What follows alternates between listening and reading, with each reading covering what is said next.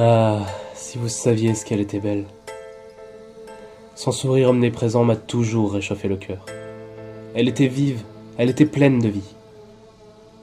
On aurait dit une hirondelle, fragile, douce, gracieuse et agile. Ses yeux bruns pouvaient transpercer ma poitrine et arrêter mon cœur d'un seul regard. Je ne voulais qu'elle. Je voulais pouvoir passer ma main dans ses cheveux châtains, en caressant ses lèvres d'un geste doux des miennes. Mais je n'ai jamais pu. Elle était toujours entourée de beaucoup de monde, quand moi, timide, je restais dans mon coin. Je pouvais passer des heures à l'admirer rire avec ses amis. Elle aimait le cinéma et allait voir un film chaque week-end accompagnée de ses copines. Elle faisait du sport, elle courait beaucoup. Elle participait à des compétitions d'athlétisme. J'ai eu l'occasion de voir certains de ses couronnements sur le podium, et elle n'en était que plus extraordinaire.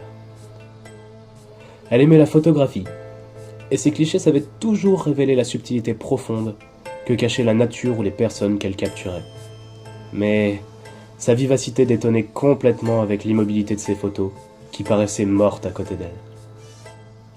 Tous les soirs, elle rentrait chez elle en bus, à la nuit tombée, après une journée toujours exténuante et bien remplie. Vous aurez bien compris, je connaissais tout d'elle, mais j'étais bien trop lâche pour tenter ne serait-ce que de lui adresser la parole. L'hirondelle ne bavarde jamais avec le cafard. Je connaissais ses activités et son emploi du temps.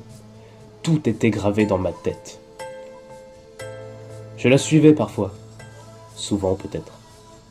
J'aimais la voir heureuse. Elle ne m'a jamais remarqué, je crois. En tout cas, ça expliquerait pourquoi elle a été si surprise lorsque je l'ai assommée pour la ramener chez moi. J'étais si près du but, vous savez. Elle était à moi. La jolie hirondelle endormie. La belle au bois dormant, n'attendant que le baiser de son prince. J'ai pourtant fauté. Moi qui connaissais tout d'elle, j'ignorais son excellente ténacité. Dès que j'eus le dos tourné, elle s'enfuit.